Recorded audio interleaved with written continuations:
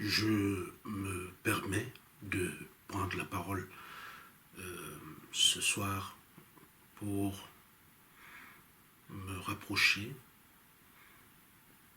de mes collègues pasteurs, mais aussi des prêtres pour interpeller au moment où nous sommes dans ce qui est déjà maintenant une évidence qui ne souffre plus de discussion, le coronavirus, qui a attesté aujourd'hui que c'est une véritable menace pour tout le monde, d'attirer l'attention sur la situation des populations, particulièrement en Afrique.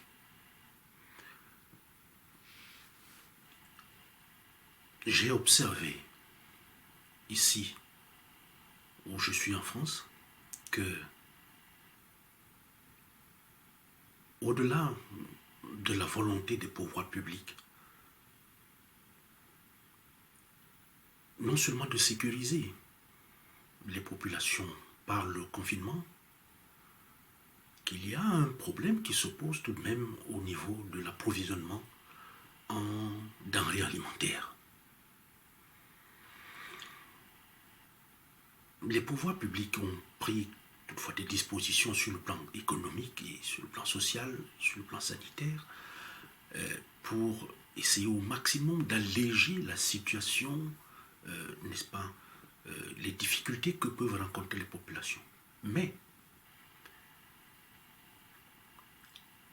au regard de ce que je sais et que nous savons de nos pays en Afrique, moi je parle précisément du Cameroun, nous savons que le confinement, non seulement nécessaire, mais sera source de beaucoup de difficultés.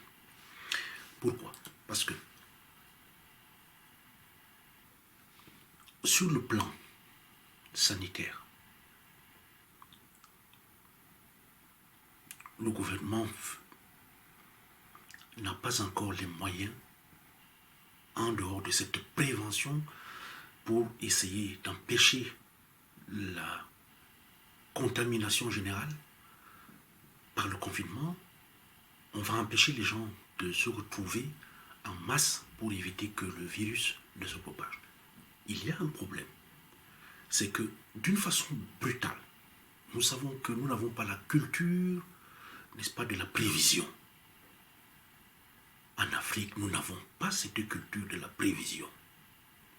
Donc, du jour au lendemain, c'est des populations qui se retrouvent en difficulté parce que n'ayant pas des revenus suffisants déjà pour régler les loyers, des populations qui se battent au niveau, n'est-ce pas, de l'économie informelle, qui n'ont pas assez de moyens et dont les maisons sont vides, vont se retrouver confinés sans nourriture.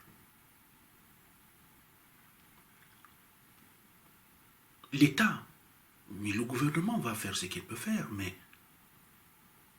il n'aura pas pensé à ce moment-là le réflexe alimentaire. Comment permettre aux populations de pouvoir traverser cette situation? Je ne pense pas. C'est pour cette raison que je m'adresse à mes collègues pasteurs et les prêtres, n'est-ce pas, pour dire que il y a une urgence qui n'est pas seulement sanitaire, mais il y a une urgence alimentaire. Au Cameroun, il faut plaider, il faut pouvoir se rapprocher des gouvernants pour poser le problème sur la table. Le confinement, il est préconisé en urgence par l'État, et il faut que l'État accompagne les populations pour la gestion, n'est-ce pas, de cette situation. Parce que on ne peut pas confiner des gens qui n'ont pas, ils n'ont qu'à partir des petits commerces informels dans lesquels ils se trouvent, de la débrouillardise. Ils vont se retrouver enfermés, ils n'ont pas à manger. Le risque, c'est que la majorité ne respecte pas le confinement. Deuxièmement, beaucoup de violences et d'agressions vont, n'est-ce pas, être l'autre corollaire de cette situation, parce que on va se retrouver comme des animaux où les gens, à cause de la famine, parce que les gens veulent avoir à manger, ils vont développer des comportements qui vont nous faire entrer des années et des années en arrière, comme à la période primitive. Donc pour ça, les pasteurs doivent agir. Il est du devoir des pasteurs et des prêtres d'agir, de se rapprocher des gouvernants pour dire il faut qu'il y ait des plans, un plan, n'est-ce pas, d'urgence alimentaire pour aider les populations. Il faut qu'il y ait des systèmes de stockage alimentaire avec des personnes, tout en respectant le confinement, mais de permettre aux gens de pouvoir avoir à manger. Parce qu'ils ne travaillent plus, ils n'ont plus de revenus, mais ils doivent continuer. Sinon, ce sera le coronavirus aura réussi alors à ce moment-là à éliminer les populations. Donc la mortalité qui peut s'imposer au sortir de du passage du coronavirus peut être terrible au niveau de la comptabilité en mort.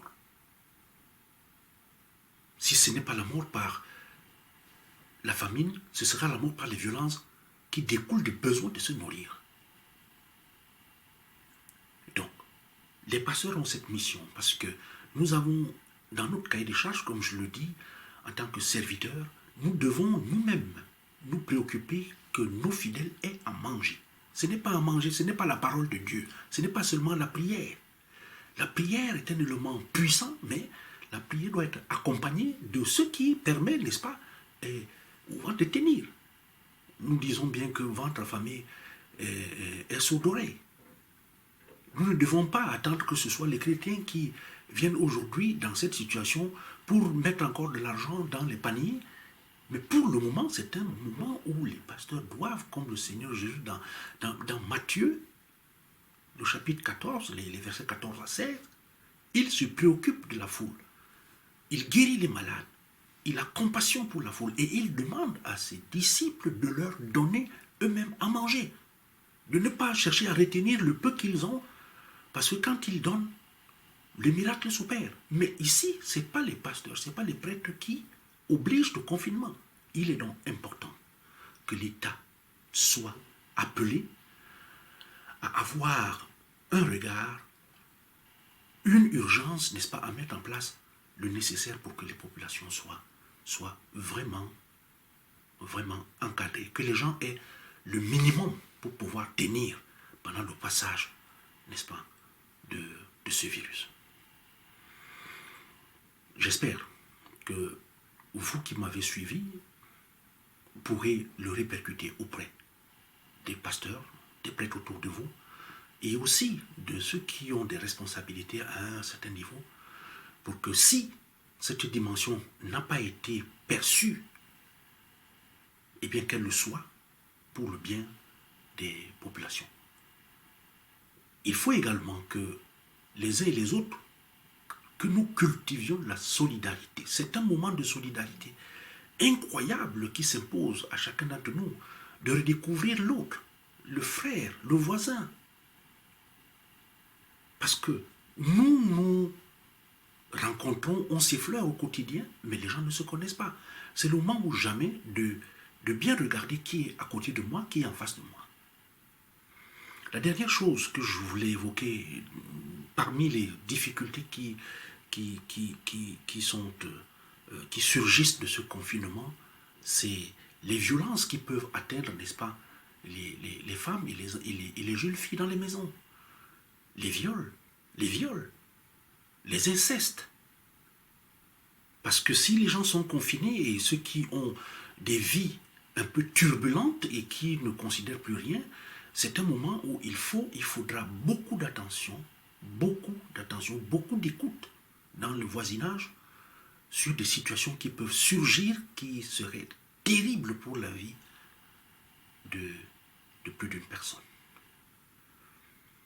Que le Seigneur lui-même bénisse, si cette parole peut être entendue Et si je me trompe,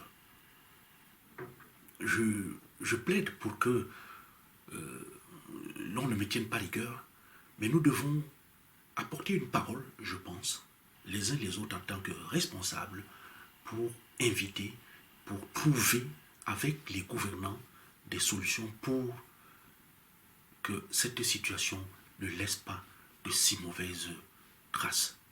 Et restons dans la prière, mais faisons aussi ce qui est nécessaire pour traverser cette crise du coronavirus. Merci.